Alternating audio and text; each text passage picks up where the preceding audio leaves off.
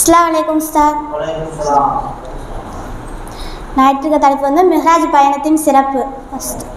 First என்னென்னா, அபுதாலிப் முகமது நபி ஸல்லல்லாஹு அலைஹி வஸல்லம் அவர்களுடைய அபுதாலிப் என்ற தந்தையும் உறுதுணையாக இருந்த தந்தையும் ஹதிஜா அலி அவர்களும்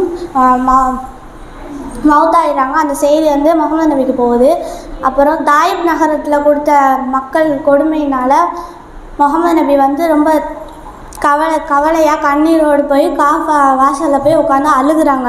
அழுதோடனே அலி ரலியல்லாஹு அன்ஹாவுடைய சகோதரி உம்மு அன்ஹா வந்து கேட்குறாங்க, நாயகமே உங்களுக்கு என்ன ஆச்சு, ஏன் அழுகுறீங்க, என் வீட்டுக்கு வாங்கன்னு சொல்லிட்டு அவங்களுக்கு உணவு கொடுத்து உறங்குறதுக்கு இடம் கொடுத்தாங்க.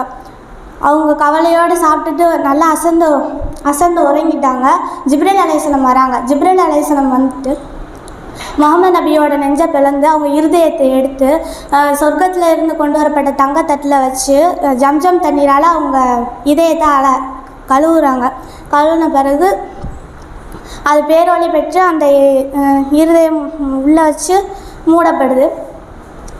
அதுக்கப்புறம் காஃபாவில் தொழுக வைக்கிறாங்க. இமாமா நின்று முகமது நபி ஸல்லல்லாஹு அலைஹி வஸல்லம் அவங்க வந்துட்டு தொழுக வைக்கிறாங்க.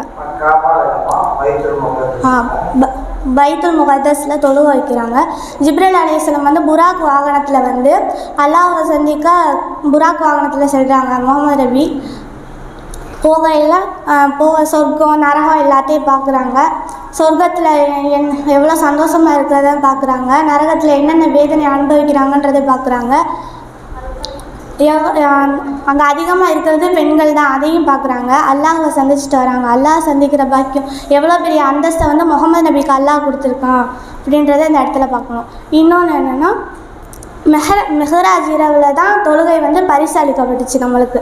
மூசா அலைஹிஸ்ஸலாம் வந்து முகமது நபிகிட்ட சொல்கிறாங்க, முகமது நபியே உங்கள் உம்மத் தொழுக மாட்டாங்க, 50 நேர தொழுகையை உங்கள் உம்மத்தை எப்படி தொழுவாங்க அப்படின்னு சொன்னப்போ மூசா அலைஹிஸ்ஸலாம் சொல்கிறாங்க, நரகவாசிகள் தான் ஆகுவாங்க உங்களோட உம்மத் அப்படின்னு சொல்லல. முகமது நபி சொல்கிறாங்க, என்னுடைய உம்மத் சொர்க்கவாசிகள் தான் ஆகணும், சொர்க்கத்தில் என்னை வந்து சந்திக்கணும் அப்படின்னு சொல்கிறப்போ முகமது நபி வந்து அல்லாஹ் கிட்ட போய் வக்துகளை குறைச்சி கேட்குறாங்க.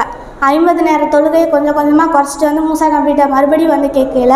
மூசா நபி சொல்கிறாங்க, இதையும் தொழுக மாட்டாங்க அப்படின்னு சொல்கிறப்போ மறுபடியும் முகமது நபி போய் அல்லாட்ட குறைச்சி தொழுகையை கொஞ்சம் கொஞ்சமாக குறைச்சி 5 நேர தொழுகையாக குறைச்சி நம்மளுக்கு பரிசாக வழங்கப்பட்டுச்சு.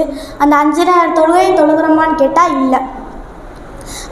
முகமது நபிக்கு அப்படிப்பட்ட முகமது நபிக்கு நம்ம ஸலவாத் ஓதுறோமான்னு கேட்டால் அதுவும் இல்லை. ஒரு ஃபோன் வந்தால் நம்ம காலும் கை எவ்வளோ ஃபாஸ்ட்டாக போய் அந்த ஃபோனை எடுக்குதோ அந்த அளவுக்கு அல்லாஹ்வுடைய அழைப்பு பாங்கு சவுண்டு கேட்டால் நம்ம விரைந்து தொழுக போகிறோமான்னு கேட்டால் அதுவும் இல்லை. முகமது நபிக்கு அவ்வளோ பெரிய அந்தஸ்தை கொடுத்துருக்கா. அவங்களுக்கு நம்ம ஸலவாத் சொல்லக்கூட யோசிக்கிறோம்.